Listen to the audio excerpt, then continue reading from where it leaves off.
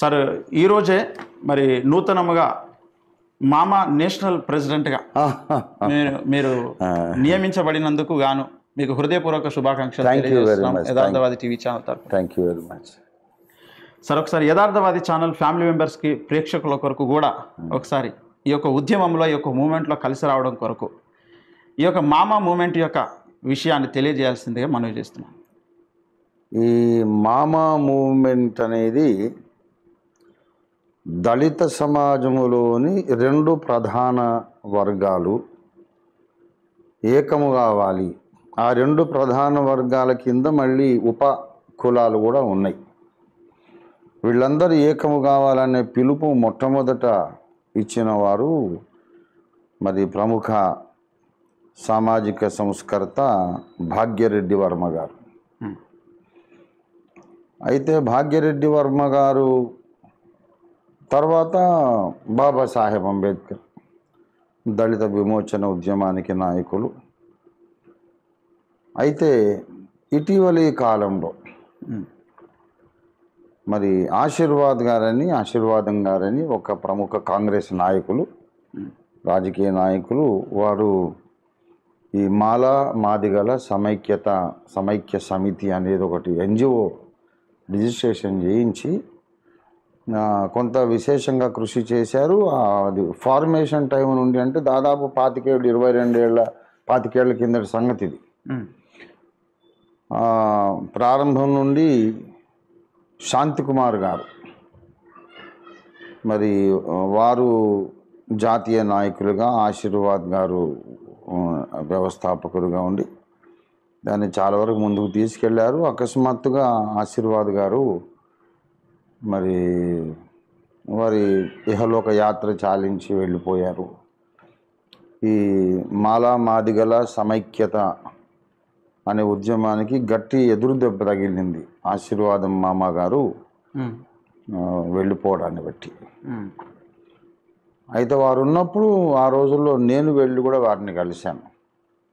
ఈ అణగారిన వర్గాలందరూ ఏకము కావాలి, ఒక రాజకీయ శక్తిగా సంఘటితం కావాలి, మీరు చేస్తున్న పని మంచిది ఆశీర్వాదం గారు, నేను మీకు ఫుల్ సపోర్ట్ ఉంటానని చెప్పి నేను మాట్లాడాను.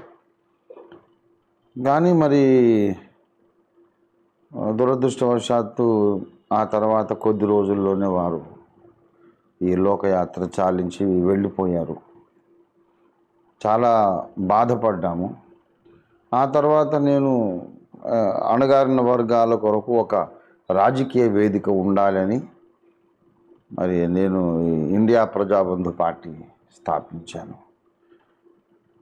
ఆ తర్వాత ఇప్పుడు ఇండియా ప్రజాబంధు పార్టీ బహుజనులను ఏకం చేయడానికి ఉద్దేశించినటువంటి ఒక రాజకీయ వేదిక కనుక మరి ఎస్సీలు, ఎస్టీలు, బీసీలు, మైనారిటీలు అందరూ ఏకం కావాలనే బహుజనవాదం కాన్షీరామ్ గారు వారు దాన్ని ముందు బహుజనులు అనే మాట వారు దాన్ని కాయిన్ చేశారు. ఆ మాటను అది బాగానే సక్సెస్ఫుల్గా ఇంప్లిమెంట్ అయింది. కానీ మళ్ళీ యూపీలో ఆ బహుజనవాదం పటాపంచలు అయిపోయి మళ్ళీ మనువాదమే గద్దె మీదకి ఎక్కింది.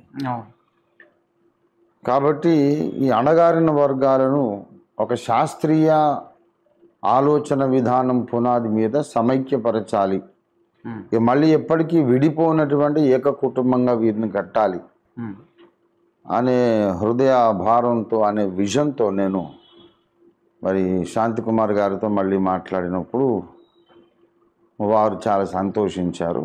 ఇక మనం మళ్ళీ ఈ ఉద్యమాన్ని ముందుకు తీసుకెళ్దాం, మొత్తము దేశవ్యాప్తంగా కాశ్మీర్ టు కన్యాకుమారి.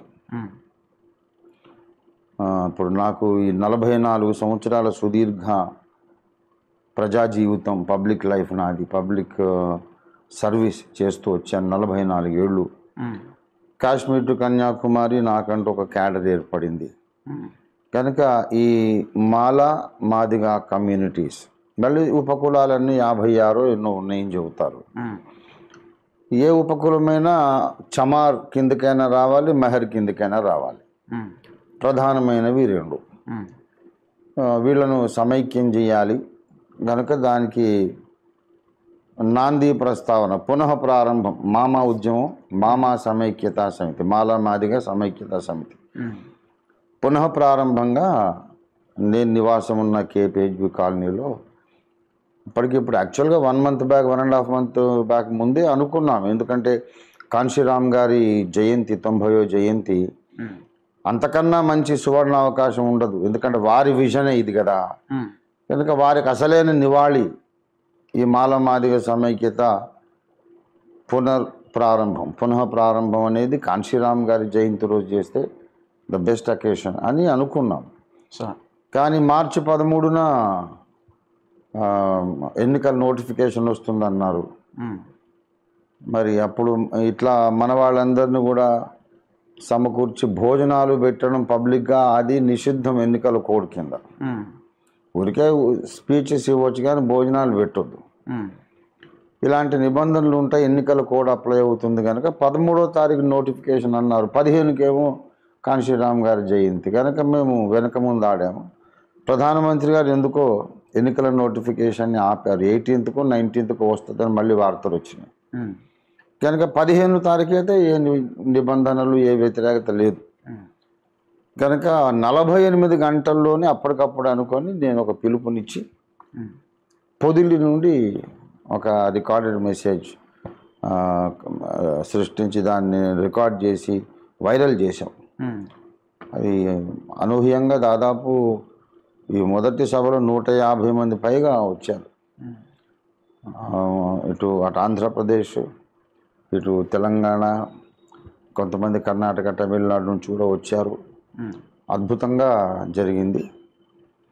కాబట్టి ఇప్పుడు దేశ ప్రజలందరికీ నేను ఇచ్చే పిలుపు లేక నేను చేసే విజ్ఞప్తి ఏంటంటే, ముందు అంటరాని వారుగా ఎంచబడిన వాళ్ళందరూ ఒక సమైక్య శక్తిగా మారదాం, ఒక వేదిక మీదకి వద్దాం.